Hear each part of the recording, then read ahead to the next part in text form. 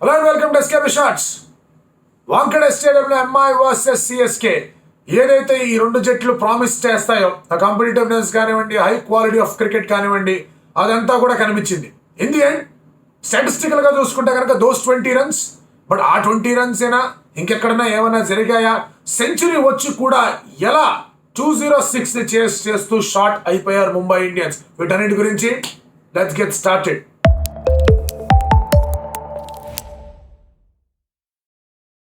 ముందుగా సిఎస్కే వాళ్ళ టీం చూసుకుంటే కనుక దే గాట్ పతిరానా బ్యాక్. అది ఎంత పెద్ద ప్లస్ అయిందో మనం వీడియో స్టార్ట్ చేసే ముందే మాట్లాడుకోవాలి. అతని వల్లే ఈ మ్యాచ్లో సిఎస్కే ఒక పార్ స్కోర్, అదేది భారీ స్కోర్ కాదు ఆ పిచ్ మీద, ఇట్ వాజ్ అ పార్ స్కోర్, దాన్ని వాళ్ళు డిఫెండ్ చేయగలిగారు. And he was the difference. 4 వికెట్లు తీయడం, ఇంపార్టెంట్ వికెట్లు తీయడం, సరైన సమయంలో ఆ వికెట్లు తీయడం, అండ్ రోహిత్ శర్మకి స్ట్రైక్ రాకుండా చేయడం, తద్వారా తనకి స్ట్రైక్ వచ్చినప్పుడు అతను స్లో అయిపోవడం, ఇవన్నీ కూడా కనిపిస్తూ వచ్చాయి. CSK did not start well, అది ఒప్పుకోవాలి అందరూ కూడా. సిఎస్కే స్టార్ట్ చేసినప్పుడు దే వర్ స్లో. పవర్ ప్లేలో they did not go anywhere. Rachin Ravindra slow అయిపోయాడు, అజింక్య రాణేతో ఓపెన్ చేశారు. మరి దాని వెనకాల రీజన్ రుతురాజ్కి ఏమైనా నేచర్ కాల్ వచ్చిందా, లేదంటే కనుక పవర్ ప్లేని యూటిలైజ్ రాణే కొంచెం బెటర్గా చేస్తాడు అనుకున్నారా, లేదా ముంబై ఇండియన్స్ అగేన్స్ గా బాగా ఆడాడు, వాంఖేడే అతని స్టేడియం కాబట్టి పిలిచారా? All those factors did not weighing. ఎందుకంటే కూత్జే వచ్చి అతను వికెట్ తీసేశాడు. ఫస్ట్ ఓవర్ నబీ చేత వేయించాడు. నబీ ఇన్ఫాక్ట్ 3 overs వేసేసాడు. అండ్ ఎక్కువగా పరుగులు కూడా ఇవ్వలేదు. పవర్ ప్లే విషయానికి వచ్చేసరికి చూసుకుంటే కనుక they were just 8 runs per over. Power ప్లేలో 8 runs per over మాత్రమే వెళ్ళారు సిఎస్కే. అండ్ ఆ తర్వాత రచిన్ రవీంద్ర వికెట్ పడింది. రచిన్ రవీంద్ర వికెట్ పడిన తర్వాత హార్దిక్ పాండ్యా టుక్ అ హార్ష్ కాల్. ఆ కాల్ ఏంటంటే స్పిన్నర్ని తీసుకురాకూడదు, దూబే ఉన్నంత వరకు స్పిన్నర్ రాకూడదు, దూబేకి స్పిన్నర్ వచ్చాడంటే ఆ స్పిన్నర్ గూబా గుయ్ అంటుంది అనుకున్నాడు. 1 over ఆఫ్ స్పిన్ రాల. అండ్ ఇది సిఎస్కే గ్రహించడం, సిఎస్కే దానికి తగ్గట్టుగా ప్లాన్లు వేసుకోవడం. ఈ మిడిల్ ఓవర్స్లో మనం అబ్జర్వ్ చేసుకుంటే కనుక బుమ్రా పవర్ ప్లేలో 1 over వేసాడు, మహా అయితే 1 over వేస్తాడు. మన దగ్గర 8 overలు ఉన్నాయి. ఆ బుమ్రా 1 over పక్కన పెట్టండి, మిగతా 8 overలో బాధ అవతల పడద్దు ఎవరు వచ్చినా సరే. అండ్ ఓవరాల్గా పిక్చర్ చూసుకుంటే కనుక బుమ్రాకి ఇంకా 2 overలు ఉంటాయి. ఆ మిడిల్ ఓవర్లో 1 over అయిపోయిన తర్వాత. సో మిగతా ఓవర్స్ అన్నీ కూడా వాళ్ళు అడ్వాంటేజ్ తీసుకోవచ్చు. ఆ 2 overలు ఆఫ్ బుమ్రా పక్కన పెట్టేద్దాం, లేదా 3 overలు ఆఫ్ బుమ్రా పక్కన పెట్టేద్దాం. 3 overలు కలిపి ఒక 20-25 పరుగులు వచ్చినా కూడా సరిపోతుంది. బట్ మిగతా ఓవర్లు ఏవైతే ఉన్నాయో, మిగతా 11 overలు ఏవైతే ఉన్నాయో అందులో వాయించేద్దాం అన్నారు. And it work really well. అందరూ ఏమనుకున్నారంటే దూబేకి బౌన్సర్ వేస్తే కొంచెం కష్టంగా ఉంటుంది. ఫస్ట్ మ్యాచ్ నుంచి స్క్వేర్ లెగ్ బౌండరీ మీద పరుగులు సాధిస్తున్నాడు. ఫస్ట్ మ్యాచ్ నుంచి బౌండరీలు కొట్టాడు. సిక్సర్లో దూబే అంటుంటే బౌండరీలు కూడా కొడుతున్నాడు, అది గ్రహించాలి. అండ్ దూబే అంత బాగా ఆడుతూ వచ్చాడు. రుతురాజ్ గైక్వాడ్ కూడా మెల్లగా టెంపో పెంచుకుంటూ వచ్చాడు. స్లో స్టార్ట్ చేసాడు కాదనట్లేదు, బట్ ఆ స్లో స్టార్ట్లో కూడా it took some risks and played. కూర్జాన్ ఆ రిస్క్ తీసుకున్నాడు, టక్కని చెప్పి స్ట్రైక్ రేట్ పెరిగింది. దూబేతో ఆడుతున్నప్పుడు ఆ పార్ట్నర్షిప్ అనేది అలా పెరుగుతూ వచ్చింది. 7th నుంచి 15th over దాకా ఆ 9 oversలో 101 runs కొట్టారు సిఎస్కే. 101 runs. ఎస్, ఆ లాస్ట్ 20 runs గురించి మాట్లాడుకుందాం. బట్ ఈ 101 runs అనేది ముంబై ప్లాన్ అనేది 7th overలో వాళ్ళకి అర్థమైపోయింది, 8th overలో వాళ్ళకి అర్థమైపోయింది. ఎక్కడైతే రచిన్ రవీంద్ర వికెట్ పడిందో అక్కడ అర్థమైపోయింది. After Rachin Ravindra's wicket they understood Mumbai plan ఏంటి. ఏ ఓవర్ ఎవరు వేస్తున్నారో కూడా రుతురాజ్ గైక్వాడ్ మైండ్లో, శివం దుబే మైండ్లో ప్లాన్ పడిపోయింది. సో ఇద్దరు బ్యాటర్స్ అక్కడ they were reading the captains mind, they were reading the bowlers minds. అందుకే ఆ మిడిల్ ఓవర్స్ 101 పరుగులు కొట్టారు. వికెట్ కోల్పోలా, అది గ్రహించాలి. ఆ తర్వాత హార్దికే వచ్చాడు. 1 overలో హార్దిక్ రన్కి వెళ్ళాడు, రుమాలియో రన్కి వెళ్ళాడు. వాళ్ళందరినీ మళ్ళీ తీసుకొచ్చే ప్రయత్నం చేశాడు. స్పిన్నర్లు రాలేదు, అయినా కూడా పరుగులు ఇచ్చారు వాళ్ళు. Then Hardik came in, Ruturaj wicket తీశాడు. రుతురాజ్ వికెట్ తీసిన తర్వాత డారెల్ మిచెల్ వచ్చాడు. డారెల్ మిచెల్ని సిఎస్కే ఫ్యాన్స్ అసలు తిట్టకుండా తిడుతున్నారు రబ్బా ట్విట్టర్లో. బట్ ఇప్పుడు మాత్రం అతను పొగుడుతున్నారు, థ్యాంక్స్ నైనా అవుట్ అయినందుకు అంటున్నారు. అండ్ ఇక్కడ ఒక ఇంపార్టెంట్ విషయం మాట్లాడాలి అబౌట్ హార్దిక్ పాండ్యా. దట్ అతని మైండ్ సెట్ అనేది, ఈ ఎమోషనల్ అవుట్ బస్ట్ ఏదైతే ఉందో, ఈ బూజ్ ఏవైతే ఉన్నాయో, అతని మీద చేసే ఈ హేళన కార్యక్రమాలు ఏవైతే ఉన్నాయో వాళ్ళని జయిద్దాం అని ఒక మైండ్ సెట్లో ఉన్నాడు. దానివల్ల అతని మీద అతను చాలా ఎక్కువ ఒత్తిడి పెట్టుకుంటూ ఉన్నాడు. ఇది గుర్తుపెట్టుకోండి, ఒక 5 నిమిషాల తర్వాత మాట్లాడదాం. Daryl Mitchell was going nowhere. 15 oversకు ఓకే ఫైన్, బాగానే ఉంది, 150. సో లాస్ట్ 5 oversలో అట్లీస్ట్ మీరు 60-62 runs అన్నా కొట్టాలి కదా. అందులో బుమ్రా 2 overలు ఉన్నాయి. ఈ 3 overలో ఎట్లా కొట్టాలి? బుమ్రా 2 overలో 20 ఇస్తాడు, 3 overలో 40 కొట్టాలి. డారెల్ మిచెల్ ఎటు పోవట్లేదు, ఏంటబ్బా పరిస్థితి అనుకుందాం. 16, 17, 18, 19 overs చూసుకుంటే కనుక ఒక వికెట్ పడింది, కేవలం 31 పరుగులు వెళ్ళాయి. Not even 8 runs per over.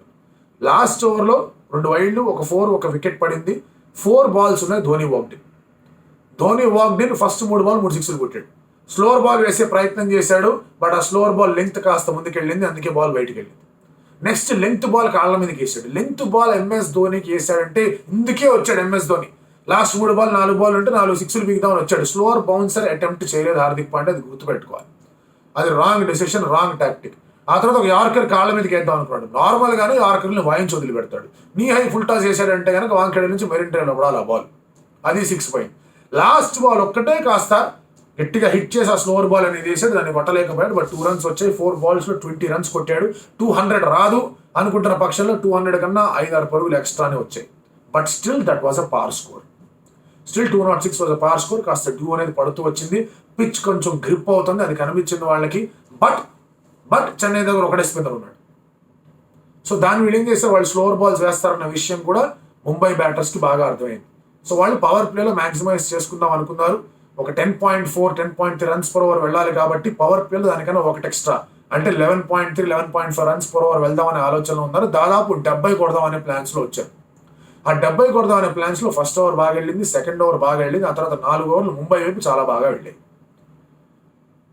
Power ప్లేలో లాస్ట్ 2 balls మాత్రం కంట్రోల్ చేసుకోగలిగారు కాబట్టి 6 overs 63 వికెట్ పడలా. ఆ తర్వాత పతిరాణా వచ్చాడు, ఆ ఓవర్లో డ్యామేజ్ అయిపోయింది. పతిరాణా వచ్చాడు, ఇషాన్ కిషన్ అవుతాడు. షార్దుల్ ఠాకూర్ క్యాచ్ ఇచ్చిపోయాడు. పతిరాణా వచ్చాడు, సూర్యకుమార్ అది కొట్టబోయాడు. థర్డ్ మ్యాన్ నుంచి మంచి క్యాచ్ ముస్తఫీజర్ పట్టుకున్నాడు. 2 వికెట్లు పడ్డాయి. స్కై తొందరగా పడిపోవడం కూడా ఇటువంటి భారీ చేస్ చేస్తున్నప్పుడు చాలా గట్టి దెబ్బ ముంబై ఇండియన్స్కి. But Tilak and Rohit partnership అనేది మాత్రం చాలా అద్భుతంగా సాగింది. ఎందుకంటే 6, 7, 8, 9 overs పెద్దగా వాళ్ళకి వెళ్ళాల. బట్ 10, 11, 12, 13 overs చాలా బాగా ఆడారు వాళ్ళు. చాలా అంటే చాలా బాగా ఆడారు.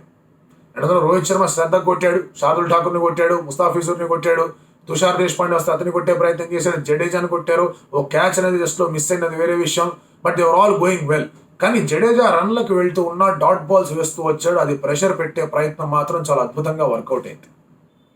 అండ్ దాని తర్వాత మళ్ళీ తిలక్ వికెట్ పడ్డం. తిలక్ వికెట్ అనేది ఒక పెద్ద బోనస్ అయిపోయింది. దానికి కారణం ఏంటంటే ఆ తర్వాత హార్దిక్ పాండ్యా వాక్డ్ ఇన్. ఇక్కడ కూడా లాస్ట్ ఓవర్ హార్దిక్ పాండ్యా వేయడం, టిమ్ డేవిడ్, రొమారియో షెపర్డ్ కన్నా ముందు హార్దిక్ పాండ్యా వాక్ చేయడం. ఆల్రెడీ ఒకసారి ఇటువంటి క్లిష్టమైన చేజ్లో అతని స్ట్రైక్ రేట్ అనేది తగ్గిపోయి హైదరాబాద్కి అగేన్స్ట్గా వాళ్ళు వెనకబడ్డారు. లాస్ట్ మ్యాచ్లో ఢిల్లీకి అగేన్స్ట్గా మీరు మాట్లాడుకుంటే కనుక అతను కొంచెం తక్కువ అయిపోయినప్పుడు అక్కడ షెపర్డ్ అండ్ అలాగే డేవిడే కొట్టారు. ఇటువంటి పరిస్థితుల్లో రోహిత్ శర్మ స్ట్రాంగ్గా వెళ్తున్నప్పుడు ఒక డేవిడ్, ఒక షెపర్డ్ వచ్చి ఆడాలి. కానీ హార్దిక్ పాండ్యా రావడం అనేది మళ్ళీ ఐ థింక్ హీ ఫెల్ట్ ఇది నా సిచ్యువేషన్, ఇక్కడ నేను ప్రూవ్ చేస్తా, ఇక్కడ నేను గెలిపిస్తా అనే ఆలోచన వల్ల సెల్ఫ్ ఇన్ఫ్లిక్టెడ్ ప్రెషర్ అనేది వస్తుందా అతని మీద. దీని గురించి 2 నిమిషాల్లో మాట్లాడదాం. బట్ ఎప్పుడైతే తిలక్ వికెట్ పడింది, హార్దిక్ వికెట్ పడిందో మెల్లమెల్లగా ఆ స్కోరింగ్ రేట్ అనేది కెప్ట్ గోయింగ్ అవే. మీరు అబ్జర్వ్ చేయండి, Rohit Sharma's initial strike rate was fantastic. ఆ 40 balls 70 కూడా ఫెంటాస్టిక్గా కనిపించింది. కానీ 100కి వచ్చేటప్పుడు అతని స్ట్రైక్ రేట్ని మనం కనుక రన్ రేట్ పరంగా మార్చుకుంటే ఇట్ ఈస్ 9.6. మీకు కావాల్సిన రన్ రేట్ ఎంత? మీకు కావాల్సిన రన్ రేట్ ఈస్ 10.6, ఒకటి తక్కువ ఉంది. After playing those many deliveries me required rate కన్నా కూడా మీది ఒకటి తక్కువగా ఉంది అంటే కనుక ఇట్స్ అ బిగ్ ప్రాబ్లం. అక్కడ స్లో అయ్యాడు, ఈ మాట ఒప్పుకోవాలి ఎవరైనా కూడా. కాకపోతే ఇక్కడ ఒక చిన్న లాజిక్ కూడా ఉంది అతను స్లో అవ్వడానికి, అండ్ అది యాక్సెప్టబుల్ లాజిక్. ఎందుకంటే వికెట్లు పడ్డాయి. ఇక్కడ వికెట్ల చేతిలో ఉన్న అతను స్లో అవ్వాలి. వికెట్లు పడ్డాయి, దాంతోపాటు అతనికి స్ట్రైక్ కూడా రాలేదు. స్ట్రైక్ వచ్చినప్పుడు అతనికి బెటర్ బౌలింగ్ వచ్చింది. ఎక్కడైతే అతను స్లో కాకూడదు అక్కడ అతను స్లో అవ్వాల్సి వచ్చింది. బౌలింగ్ బాగుంది, అతను కూడా ఏమీ చేయలేకపోయాడు. దానికి పూర్తి స్థాయి క్రెడిట్ తుషార్ దేశపాండే వేసిన ఓవర్కి ఇవ్వాలి, షార్దుల్ ఠాకూర్ వేసిన ఓవర్కి ఇవ్వాలి, అండ్ అలాగే ముస్తఫీజర్ వేసిన ఓవర్కి కూడా ఇవ్వాలి.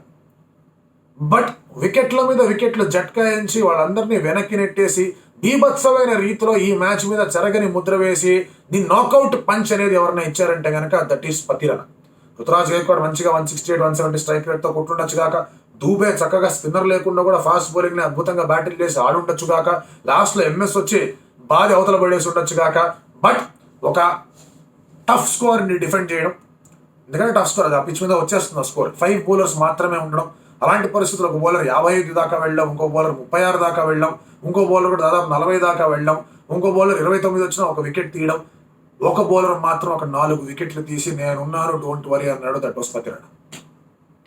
ప్రతి వికెట్ అతని దగ్గర నుంచి వచ్చిన ప్రతి వికెట్ వెళ్ళిపోయింది. ముస్తఫిజుర్ కూడా వికెట్ తీశాడు, నోట్, అది కూడా ఇంపార్టెంట్ వికెటే కాదనట్లేదు. దేశపాండే తీసిన వికెట్ ఇంపార్టెంట్ వికెటే కాదనట్లేదు. బట్ ఈ జట్కాలు ఏవైతే పతిరాణా దగ్గర నుంచి వచ్చాయో అది ముంబై ఇండియన్స్ అలా వెనక్కి నెడుతూనే కనిపించాయి. Yes, it was a fantastic century Rohit Sharma దగ్గర నుంచి. బట్ ఇందాకే మాట్లాడుకున్నాం ఆ 3 ఓవర్ స్పెల్ ఎక్కడైతే దేశపాండే వేసాడు, శార్దుల్ ఠాకూర్ వేసాడు, అందరూ ముంబై బాయ్స్ వాళ్ళిద్దరు. ముంబైకి ఆడతారు, వాంఖేడే స్టేడియం వాళ్ళకి బాగా తెలుసు. ఆ 2 ఓవర్లలో డ్యామేజ్ జరిగిపోయింది. రోహిత్కి ఎక్కువ స్ట్రైక్ కూడా రాలేదు. ఆ తర్వాత కొన్ని డాట్ బాల్స్ పడ్డాయి. ఫిజ్ చేసిన ఓవర్లో కొట్టే ప్రయత్నం చేశాడు, అక్కడ డాట్ బాల్స్ పడ్డాయి. So he was not getting that move on. ఒక షెపర్డో లేదా ఒక డేవిడో ఉండుంటే బాగుండేది. బట్ హార్దిక్ వచ్చినప్పుడు కూడా 4 డాట్ బాల్ పడ్డం did not do their cause any good. Tilak ఉన్నప్పుడు బాగా వెళ్తూ కనిపించింది. తిలక్ వికెట్ నాకు తెలిసి ఈ చేజ్లో ఒక టర్నింగ్ పాయింట్. చేజ్లో మనం మాట్లాడుకుంటే ఎక్కడ మలుపు తిరిగింది, ఎక్కడ సిఎస్కే వైపు మ్యాచ్ వచ్చింది అంటే కనుక దట్ ఇస్ తిలక్స్ వికెట్. మీరు ఇషాన్ కిషన్ వికెట్ అనొచ్చు, సూర్య వికెట్ అనొచ్చు, కాదనట్లా, అవి కూడా ఇంపార్టెంట్ వికెట్లే. కానీ Tilak and Rohit are going really really well. Telugu అబ్బాయిలు ఇద్దరు అక్కడ అదరగొడుతున్న సమయంలో తిలక్ వికెట్ పడింది. అండ్ ఆ ఆలోచన మనం మళ్ళీ ఒక్కసారి చూసుకుంటే కనుక the did not leave it for two long. అంటే ఏదో పెద్ద భారీ స్కోర్ అనేది వదిలిపెట్టలే లాస్ట్లో, అది గెట్టబుల్గానే కనిపించింది. బట్ ఎప్పుడైతే ఆ 2 ఓవర్లు పడిపోయాయో దెన్ లాస్ట్ 5 ఓవర్స్లో అంతరన్లు కొట్టడం, లాస్ట్ 3 ఓవర్స్లో దాదాపు 60 కొట్టడం వాజ్ ఆల్మోస్ట్ ఇంపాసిబుల్. ఎందుకంటే అక్కడ పతిరాణాకు 2 ఓవర్లు ఉన్నాయి. అయినా కూడా దే కేమ్ క్లోజ్. 20 రన్స్ మార్జిన్తో ఓడిపోయారు. లాస్ట్ 3 ఓవర్స్లో 40 దాకా కొట్టగలిగారు. But 20 runs margin is a very good margin T20లో మనం మాట్లాడుకోవాలంటే కనుక. సో క్రెడిట్ ఇవ్వాలి అంటే కనుక ముఖ్యంగా ఆ నలుగురికి ఇవ్వాలి. ఆ నలుగురిని తమ్నేల్లో పెట్టా. రోహిత్ శర్మ ఫ్యాన్స్ అట్టి అండ్ వచ్చి సెంచరీ కొట్టినా కూడా మా వాళ్ళు లేడా అని చెప్పేసి విన్నింగ్ టీం నుంచి ఎక్కువ శాతం నేను తమ్నేల్ పెడుతున్నాను. ఎక్కువ శాతం కానీ ప్రతి మ్యాచ్లో విన్నింగ్ టీం నుంచే పెడుతూ వచ్చాను. అండ్ చాలా వరకు తమ్నేల్స్ ఒకరి పేరే పెడుతూ వచ్చాను. బట్ ఈ ఇన్నింగ్స్లో అందరి కాంట్రిబ్యూషన్స్ అనేవి చాలా ఇంపార్టెంట్గా మారాయి కాబట్టి నలుగురు ఉన్నారు. అండ్ రోహిత్ శర్మ యాక్చువల్గా చెప్పాలంటే అతను చాలా ఏళ్ల తర్వాత సెంచరీ వచ్చింది. మంచి టచ్లో కనిపించాడు, మంచి లుక్లో కనిపించాడు, మంచి షేప్లో కనిపించాడు, చక్కటి షాట్స్ ఆడుతున్నాడు. Indian T20 point of view నుంచి ఈ ఐపీఎల్లో రోహిత్ శర్మ ఆడుతున్న తీరు, కొట్టిన రన్స్ అమౌంట్ గురించి కాదు, ఆ రన్స్ వచ్చిన రేటు గురించి మాట్లాడుతున్నాను. అది మాత్రం అద్భుతంగా ఉంది. అండ్ అదే కావాలి ఒక Indian T20 world cup point of view నుంచి, T20 world cup Indian stand point నుంచి మనం మాట్లాడుకుంటే. అన్ఫార్చునేట్ టుడే అతనికి సరైన రీతిలో సపోర్ట్ అనేది లభించలేదు. సపోర్ట్ లభిస్తున్న సమయంలో ఆ సపోర్ట్ అనేది కట్ చేయడం జరిగింది. But will be disappointed. ఆ సెంచరీ కూడా పెద్దగా సెలబ్రేట్ చేసుకోలేదు. ఇంకొంతమంది ఉంటారు, రోహిత్ శర్మ సెంచరీ కొట్టాడు, అమ్మాయి ఓడిపోయింది, అదే మాకు కావాలని చెప్పేసి ట్రంపెట్ కొడతారు, దండోరాలు కొట్టుకుంటూ ఉంటారు. బట్ ఈ సిచ్యువేషన్ అనేది it is not being any good for Hardik Pandya. Mumbai Indians ఈ సిచ్యువేషన్ ముందే ప్రియంప్ట్ చేసి ఉండాల్సింది. నేను గత 3-4 వీడియోలో చెప్పాను. ముంబై ఇండియన్సే వెళ్ళి హార్దిక్ పాండ్యాని నువ్వు మాకు రా అని చెప్పేసి అడిగారు. హార్దిక్ కనుక ముంబైని వచ్చాడుకుంటే అతను క్యాప్టెన్ చేసేవాళ్ళు కాదు, అతనికి అంత అమౌంట్ ఇచ్చేవాళ్ళు కాదు. ముంబైయే వెళ్ళి హార్దిక్ని అప్రోచ్ అయ్యారు. దానికి హార్దిక్ పాండ్యా నాకు ఇంత రేటు కాదు, మరి నేను ఇక్కడ క్యాప్టెన్గా ఉన్నాను, అక్కడ నన్ను క్యాప్టెన్ చేయిస్తారని అడిగాడు. అందులో ఎటువంటి తప్పు లేదు. ఎవరన్నా కూడా జాబ్ మారుతున్నప్పుడు ప్రమోషన్ చూసుకుంటారు, పే హైక్ చూసుకుంటారు. అందులో ఇతను కూడా అదే చేశాడు. It is professional cricket. ఇందులో లాయల్టీలు గీల్టీలు ఏమి ఉండవు. ఎస్, అక్కడ స్కై ఉన్నాడు, బుమ్రా ఉన్నాడు, వాళ్ళని కాకుండా హార్దిక్ దగ్గరికి వెళ్ళడానికి రీజన్ ఎంఐ ఆలోచన అనేది ప్రాబబ్లీ ఫ్యాన్స్కి నచ్చకపోయి ఉండొచ్చు. That is not the right thing also. But వాళ్ళ ఆలోచనలు వాళ్ళకు ఉన్నాయి. కానీ they could have done it in a much better way. వాళ్ళు ఏమనుకున్నారంటే సరే క్రౌడ్ బూ చేస్తే చేశారు, హార్దిక్ పాండ్యా 2 మ్యాచ్లు ఆడేసేసరికి వాళ్ళు సైలెంట్ అయిపోతారు, అప్పుడు ఇంకా కనిపిస్తుంది మా ప్రతాపం, మా డిసిషన్ ఎంత మంచిదో తెలుస్తుంది అని చెప్పేసి ఒక గేమ్ ఆడే ప్రయత్నం చేశారు. నేను ఎప్పుడు చెప్తుంటా, ముంబై తలుచుకొని ఉంటే ఈ బూస్ అన్నీ కూడా ఆగిపోయేవి స్టార్టింగ్లోనే. ఇప్పుడు ఆపినా కూడా దానివల్ల ఉపయోగం లేదు. ఎందుకంటే ఆల్రెడీ డ్యామేజ్ ఇస్తాను.